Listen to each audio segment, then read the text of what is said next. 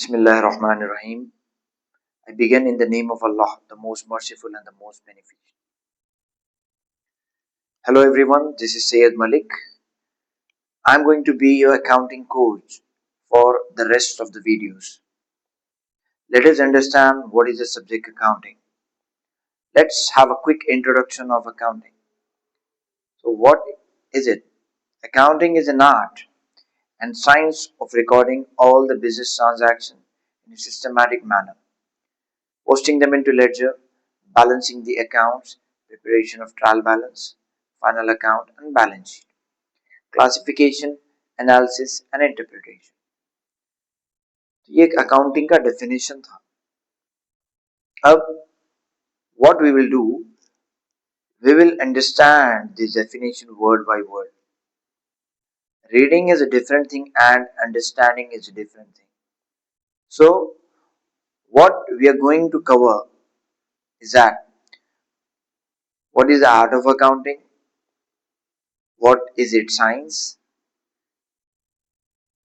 what does recording mean, what is business transactions, what is the systematic manner of accounting, and the rest of the basic concepts. So in simple words, accounting is an art. ये जो word art है उसका मतलब है क्या? Art is nothing but identification of accounting. उसको देखते ही आप इसको पहचान लेना. So art is basically the proforma. What does proforma actually means? Date, particulars, LF, debit amount, credit amount. ये एक प्रोफॉर्मा है जो एक बॉक्स के टाइप में अपीयर होता, राइट? सो प्रोफॉर्मा एक ऐसी चीज है जो सिर्फ और सिर्फ अकाउंट्स में ऑब्जर्व की जाती.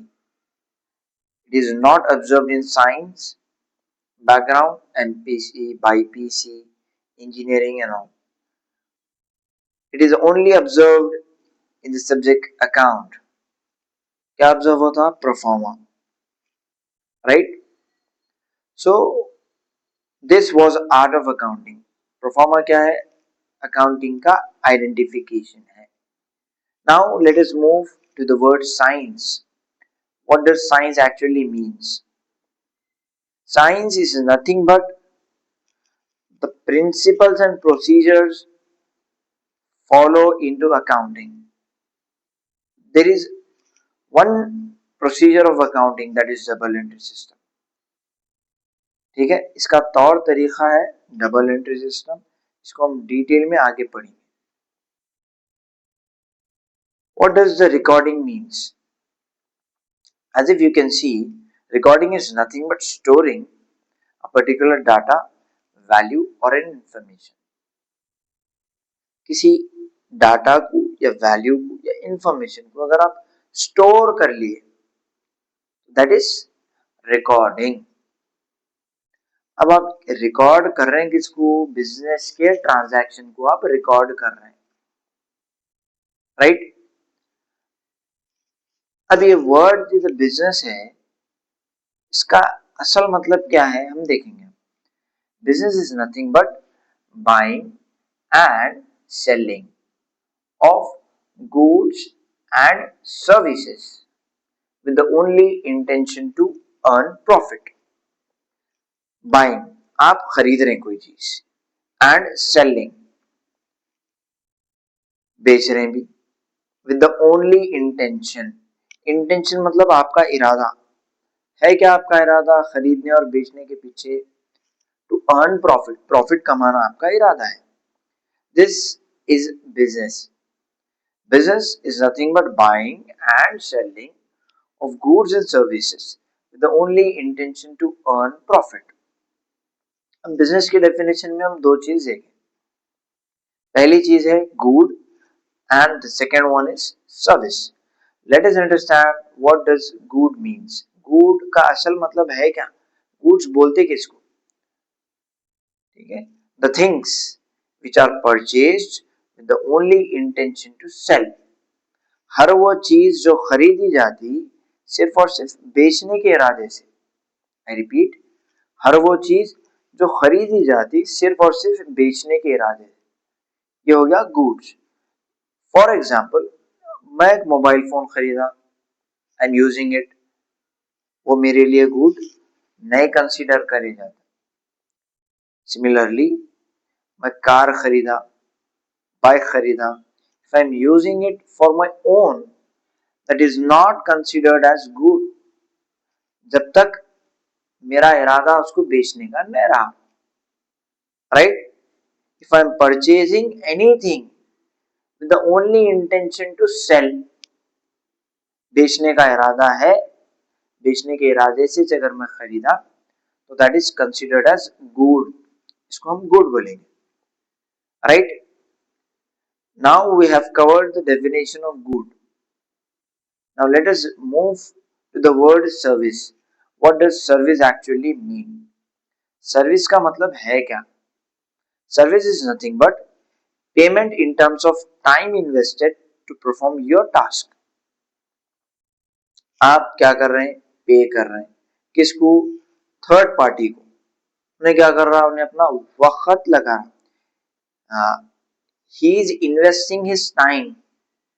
क्या से उन्हें अपना टाइम इन्वेस्ट कर रहा आपका काम करने के लिए, आप उसके बदले में पे कर रहे हैं, right? This is nothing but payment in terms of time invested to perform your task.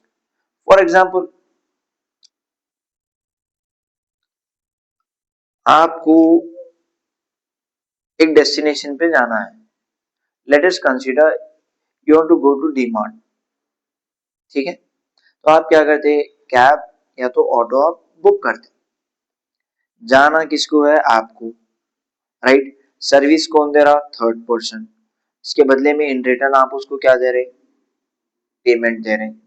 Payment in terms of time invested to perform your task. ये बेसिक सा एग्जांपल है. This is nothing but service. Now let us understand the word transaction. Transaction है क्या? This play a very important role because this is an initial step of accounting. Transaction is nothing but giving and taking, which can be measured in terms of money. Giving and taking, which can be measured in terms of money. Giving मतलब आप कोई चीज दे रहे हैं और ले रहे हैं, जिसको हम मेजर कर सकते हैं पैसों से. जैसा कि if you want a mobile phone, एक फोन खरीद रहे हैं आप, ठीक है, 20,000 रुपीज में, तो आप क्या करते? क्या देते? यू विल गिव मनी, पैसे दे रहे हैं आप, राइट? और आपके पास आ रहा है क्या? मोबाइल फोन आ रहा, राइट? Giving and taking. अब हम इसको मेजर कर सक रहे हैं. कैसा? आपके बिजनेस में से पैसे के, आपके पास से कितने पैसे हैं? 20,000, राइट? और फोन की वैल्यू कितनी है? 20,000. Simple. Giving and taking which can be measured in terms of money. ये हो गया transaction. Now let us see what are the different types of transaction. Number one is cash transaction. Number two is credit transaction. अब cash transaction का actual मतलब क्या है, हमको समझना है. When value is exchanged only from one side and not from another side, then it is a cash transaction. Sorry, my bad. It is a credit transaction. देखिए, credit का मतलब है उधार, राइट? अगर आप उधार पे कोई चीज खरीदे तो वैल्यू सिर्फ एक तरफ से बदलती. कोई भी चीज आप उधार पे खरीदे, you are purchasing few things on credit, right? तो आपके पास वो चीजें आ जा रहे हैं, मगर आपके पास से 1 रुपया भी वो शॉपकीपर को नहीं जा रहा, ये उधार पे हो गया. तो वैल्यू इधर सिर्फ आपके पास, वैल्यू आपके पास आई, शॉपकीपर के पास वैल्यू नहीं गई. When value is exchanged only from one side and not from another side, then it is a credit transaction. अब एक नोट आपको रिमेंबर करना है. Note means it is a very important point. You need to remember this. याद रखना है, that is mandatory. वो note है क्या? अकाउंट्स के कैटेगरीज रहते हैं, personal account, real account and nominal account. ठीक है, उसमें से एक जो है पर्सनल ट्रांजैक्शन हुए तो इस हम पर्सनल अकाउंट रिकॉर्ड करते हैं, तो नहीं करते. Personal accounts are recorded only when credit transaction take place. ये नोट है जिसको आपको याद रखना है. Right, now will move towards cash transaction. Cash transaction का मतलब क्या है हम देखेंगे. When value is exchanged from both sides simultaneously, then it is a cash transaction. दोनों तरफ से साइमल्टेनियसली मतलब एट द मोमेंट, जब का जब वैल्यू वैल्यू बदल रही, तो that is cash transaction. Right, अभी हम एग्जांपल लिए थे एक मोबाइल फोन का. राइट, आपके पास से कैश गया और आपका ने मोबाइल फोन आ गया. राइट, जब का जब हुआ ये सिनेरियो, पैसे दिए आप, मोबाइल फोन आ गया. When value is exchanged from both sides simultaneously, then it is a cash transaction. तो अब तक हम हमारे डेफिनेशन में किधर तक कवर करें. अकाउंटिंग इज एन आर्ट, इसका परफॉर्मा है, एंड साइंस इसका प्रोसीजर है ऑफ रिकॉर्डिंग. स्टोर कर लिया आप क्या हम कवर करें इसके. Now moving further, what is the next word? In a systematic manner. Systematic बोलते किसको? तौर तरीके को बोलते. In simple words, what is the procedure of accounting? That is nothing but double entry system. अब इसको समझना बोले तो बहुत आसान है. डबल मतलब दो बार, एंट्री मतलब कोई चीज एंटर कर रहे हैं आप, सिस्टम मतलब तरीका. तो ये एक ऐसा तरीका है जिसमें हम दो बार एंटर कर रहे हैं. Now let us read this and understand this. पहले मैं इसको पढ़ूंगा फिर हम इसको समझेंगे. There is only one system to record accounts, that is double entry system, in which we write debit to one account and credit to another account for each transaction. By this way, for for each transaction we write two entries, which makes our system a double entry system. In this system there is no debit without credit and there is no credit without debit. Therefore debit and credit are always equal and opposite to each other. अब इसको हम समझेंगे. There is only one system to record accounts. Accounts को record करने के लिए सिर्फ और सिर्फ एक ही तरीका है, that is double entry system. In which, जिसमें हम क्या करते हैं, we write debit to one account. एक अकाउंट को हम डेबिट लिखते, दूसरे अकाउंट को हम क्रेडिट लिखते हर ट्रांजैक्शन के लिए. इसका मतलब क्या हुआ, हर ट्रांजैक्शन के लिए हम एक अकाउंट को डेबिट लिख रहे हैं और दूसरे अकाउंट को क्रेडिट लिख रहे हैं. तो इसी वजह से हर ट्रांजैक्शन के लिए कितने बार एंटर करना पड़ रहा हमको, दो बार, एक डेबिट के लिए और एक क्रेडिट के लिए. इसी वजह से ये सिस्टम का नाम डबल एंट्री सिस्टम. राइट, अब डेबिट नहीं हुआ तो क्रेडिट भी नहीं होता, क्रेडिट नहीं हुआ तो डेबिट भी नहीं होता. ये डबल एंट्री सिस्टम है. डबल एंट्री सिस्टम में हम क्या देंगे, we write debit to one account and credit to another account. ये डेबिट क्या है, क्रेडिट क्या है, अकाउंट किसको बोलते हैं, वी राइट बोल के बोल रहा, लिखना पड़ता हमको. तो लिखेंगे तो किधर लिखेंगे, बुक्स में लिखेंगे. राइट। तो फर्दर जो बेसिक टर्मिनोलॉजी हम आगे समझने वाले हैं वो है account and its types, books of accounts, journal ledger, journal entry, journalizing, kinds of journal entries, ये पूरे बेसिक चीजें हम आगे फर्दर देखेंगे। Now let us move further. What is account? Account क्या है? Account is a complete summary of all the transactions related to a person और a thing और एन एक्सपेंडिचर और an income.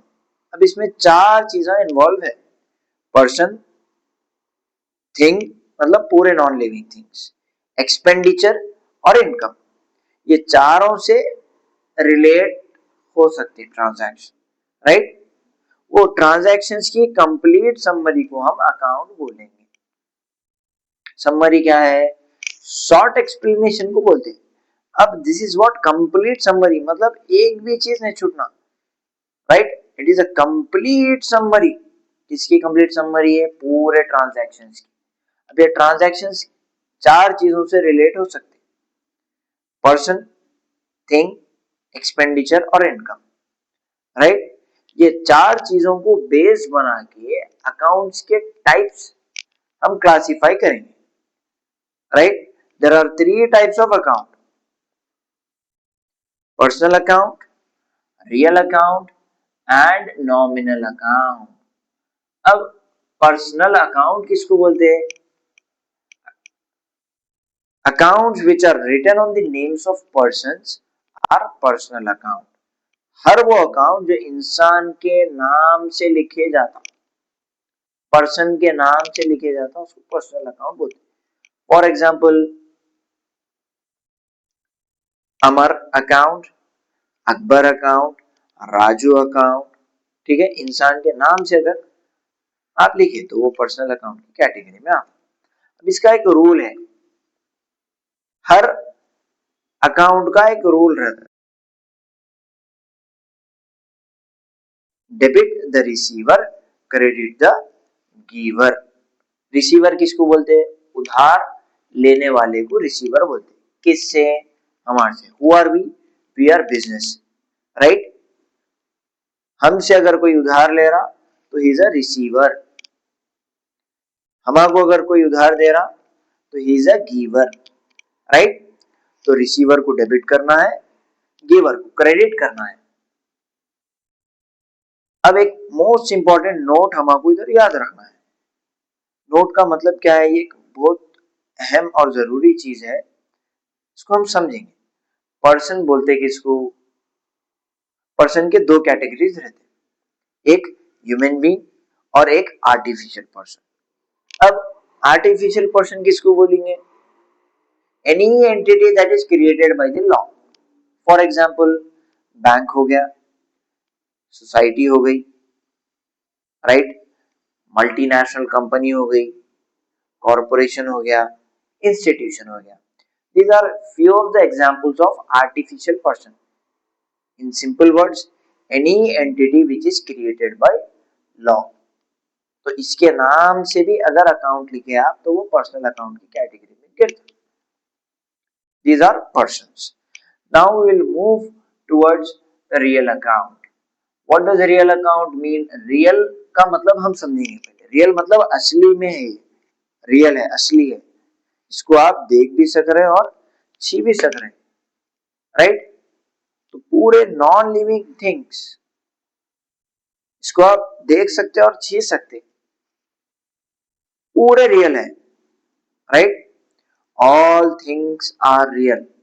Accounts which are written on the names of things are real account, correct. For example furniture है, real account की category में आता।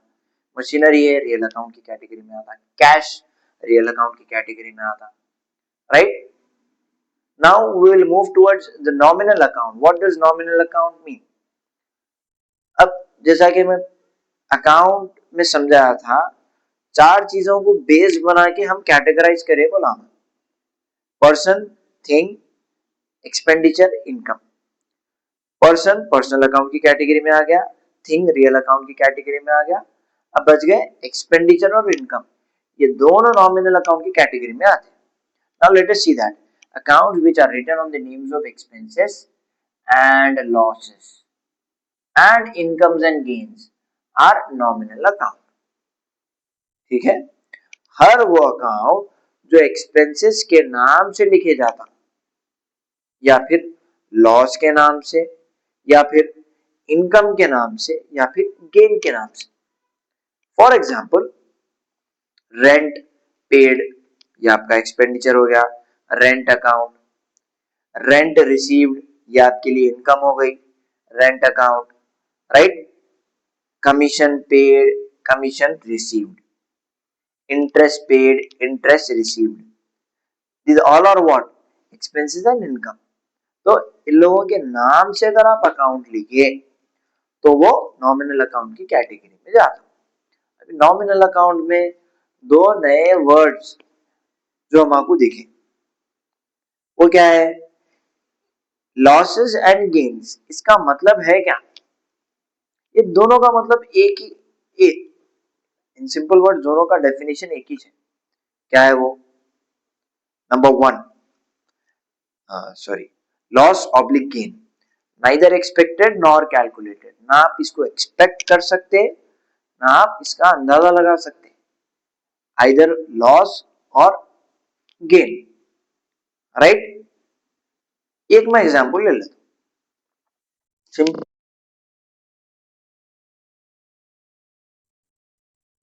आपको जो है सो 500 रुपीज पॉकेट मनी मिली, 500 रुपए, 100 के 5 नोटा पॉकेट मनी आपको मिली। अब आप क्या कर रहे हैं,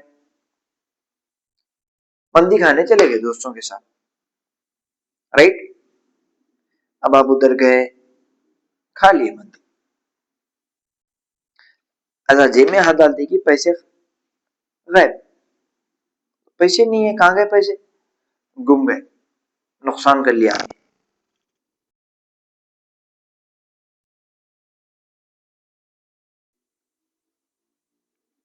300 रुपए मिले। अब किस्मतों को जो है सो ऑफर चल रहा था, बिल पे कर दिए, इज्जत भी बच गई, दोस्तों के सामने आ गया, राइट। तो ये आप अंदाजा भी नहीं लगाए थे पैसे घूमते बोल के, right, neither expected nor calculated, आप हिसाब भी नहीं लगाए थे 200 घूमते मेरे बोल के। बहरहाल आप घर को आ गए, भूल गए वो चीज, एकदम ऐसा तकिए का नहीं देखते कि 200 रुपए है, राइट। ये आपके लिए गेन है, नाइदर एक्सपेक्टेड नॉर कैलकुलेटेड, अंदाजा भी नहीं लगाए थे आप, कैलकुलेट भी नहीं करे, 100 रुपए भी मिल सकते थे, राइट।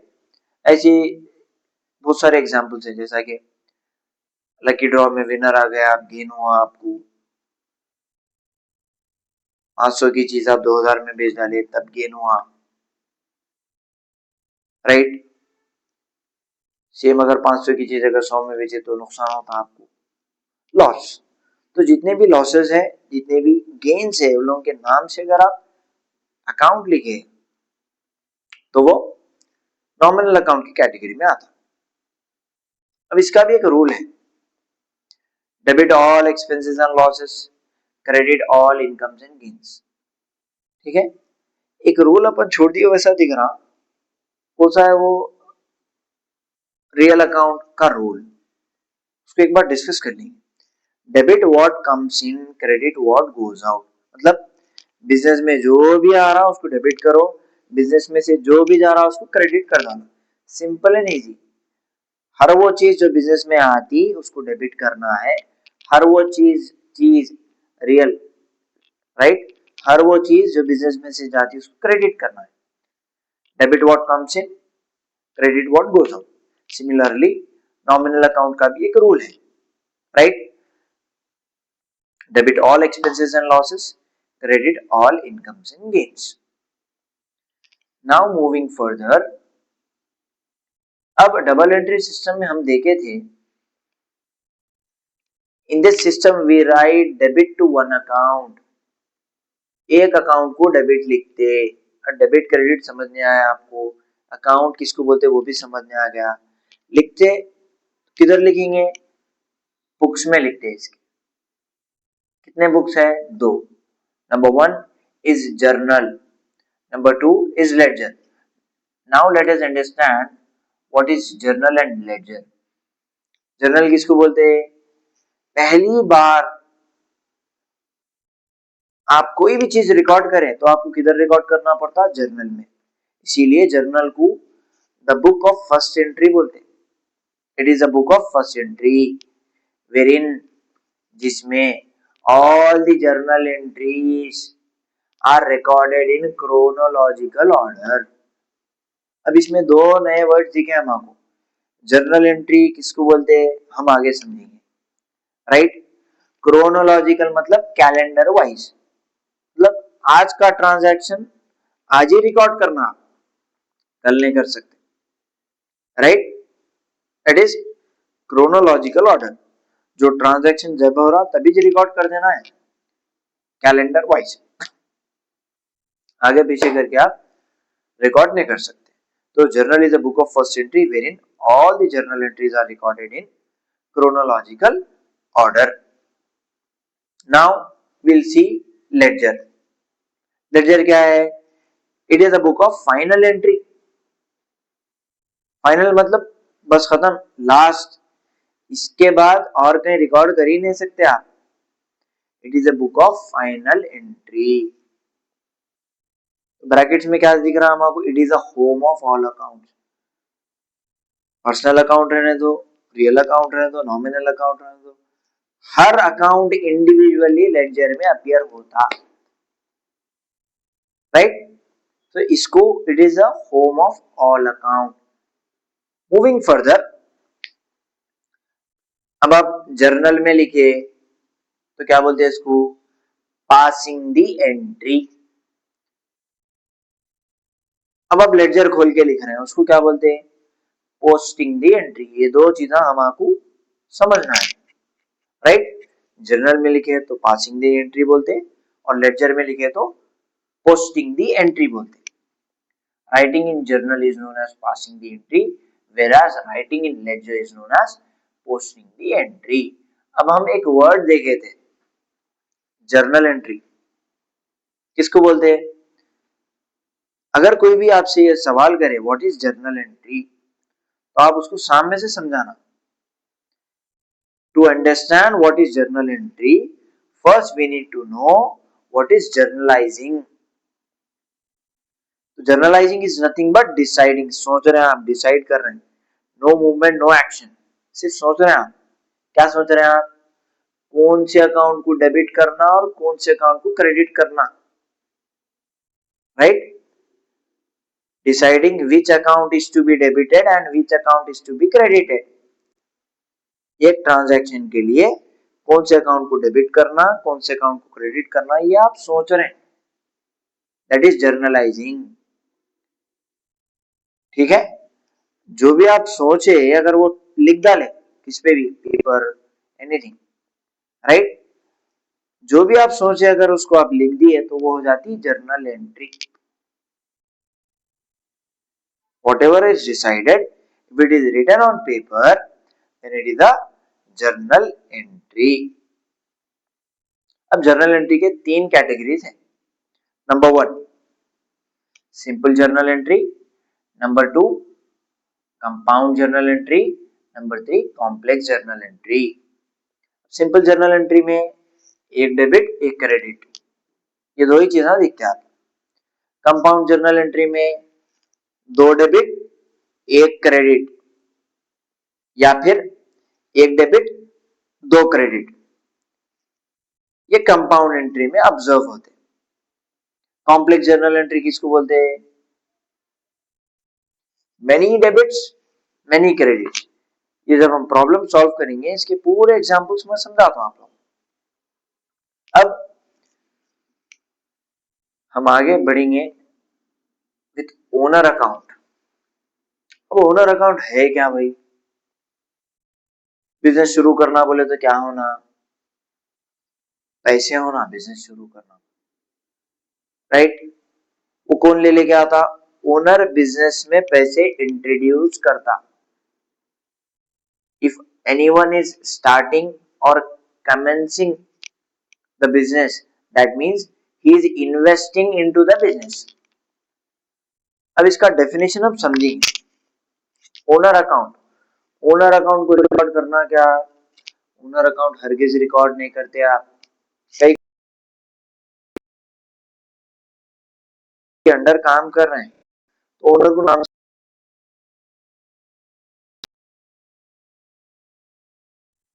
नहीं बुला सकते. तो इधर भी हम ओनर को नाम से नहीं बुलाते, ओनर अकाउंट लिखते नहीं, ओनर का नाम लिखते नहीं आप इधर. फिर क्या लिखते हैं? ओनर कौन है? ओनर एक इंसान है. Owner is a person. Sometimes he is a receiver and sometimes he is a giver. कभी कभी उन्हें रिसीवर रहता, मतलब हमारे पास से ले लेके जाता, कभी कभी हमको ला के देता. राइट. उन्हें रिसीवर रहा तो क्या लिखना? ड्रॉइंग्स. और ड्रॉइंग्स हमेशा डेबिट करते. उन्हें गिवर रहा तो क्या लिखना? कैपिटल. कैपिटल क्या करते? हमेशा क्रेडिट करते. right? Owner is a person, sometimes he is a receiver and sometimes he is a giver. Whenever he is a receiver, it should be treated as, मतलब recorded as drawings account. And whenever he is a giver, it should be treated as capital account. Drawings को हमेशा debit करते हैं और capital को हमेशा credit. अब एक चीज आपको याद रखना है, क्वेश्चन में कभी भी अगर पर्सनल, प्राइवेट, डोमेस्टिक दिखा तो दैट इज ड्रॉइंग्स. सीधा सीधा आप ड्रॉइंग्स को डेबिट कर देना, ये चीज दिखती है. राइट. पर्सनल, प्राइवेट, डोमेस्टिक, ये तीन वर्ड में से एक भी वर्ड अगर क्वेश्चन में दिख गया तो इसका मतलब क्या है? That is drawings. ड्रॉइंग्स को आप हमेशा क्या करते हैं? डेबिट करते हैं. Right. Now the most important concept, goods account. Goods मतलब हर वो चीज जो खरीदी जाती है बेचने के लिए. गुड्स अकाउंट लिखना फिर हरगिज नहीं लिखते आप. Goods account should not be recorded any time. Goods account should not be recorded any time. फिर क्या रिकॉर्ड करना? उसके functions. Right. In place of goods account we have to record its functions. Functions है क्या? खरीदे तो purchases. Right. अगर उसमें कुछ भी डिफेक्टिव रहा, खराब रहा तो आप रिटर्न कर देते. तो परचेज रिटर्न हो गई. परचेज रिटर्न का क्रेडिट बैलेंस रहता हमेशा, ऑलवेज. सिमिलरली सेल्स, मतलब क्या करें आप? बेचे. राइट. और सेल्स का भी हमेशा क्रेडिट बैलेंस रहता. खरीदे तो परचेजेस, जो खरीदे उसमें डिफेक्ट आया रिटर्न कर दे रहे हैं हम, दैट इज सेल्स रिटर्न. फिर आप बेचते कस्टमर को. राइट. That is sales. अगर कस्टमर हमको वापस रिटर्न कर दिया तो दैट इज सेल्स रिटर्न. ठीक है. Purchase return always credited, sales always credited, sales return always debited. मैं एक परचेजेस को कुछ भी नहीं लिखाया, ऑलवेज ना डेबिटेड ना क्रेडिट. क्यों? Because we had a valid reason. Purchases sometimes appear on the credit side in the journal entry. ये जब हम प्रॉब्लम करेंगे मैं तब आपको समझाऊंगा. Right. Now let us conclude with discount. ये मोस्ट इंपॉर्टेंट टॉपिक है, discount. Right. Because it is connected with one of the 5 marks. देखेंगे डिस्काउंट का मतलब क्या है? Reduction in the value. अगर कोई चीज की वैल्यू कम करा रहे हैं आप तो दैट इज डिस्काउंट. डिस्काउंट के दो कैटेगरीज हैं.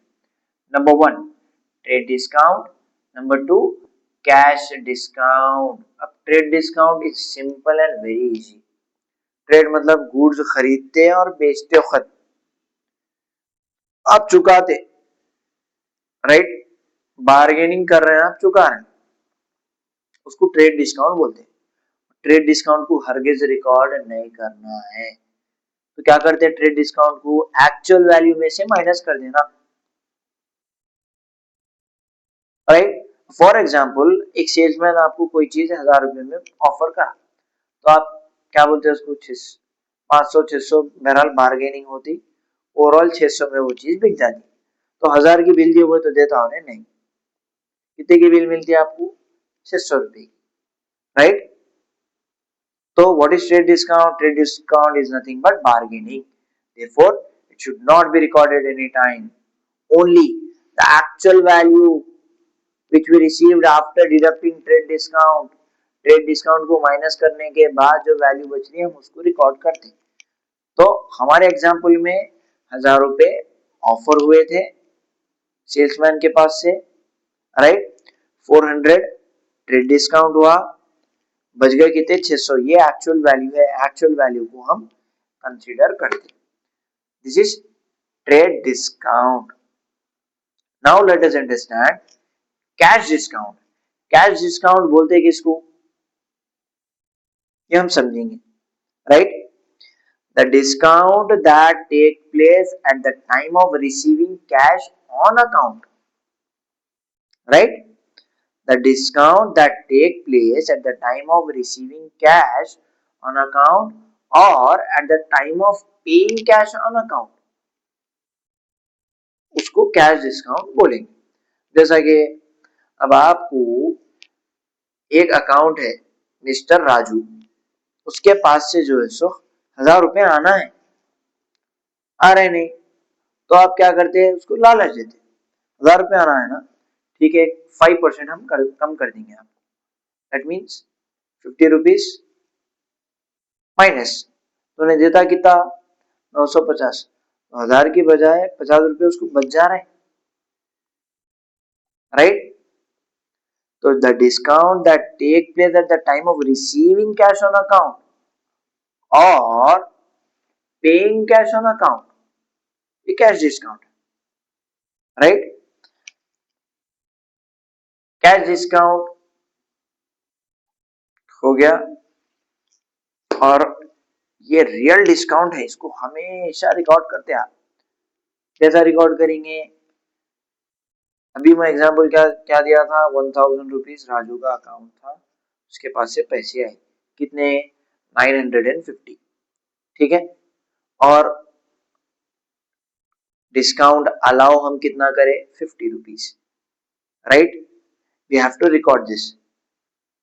डिटेल में जब हम जर्नल एंट्री करेंगे मैं आपको ये समझाऊंगा, और तब अच्छी तरीके से समझने भी आता।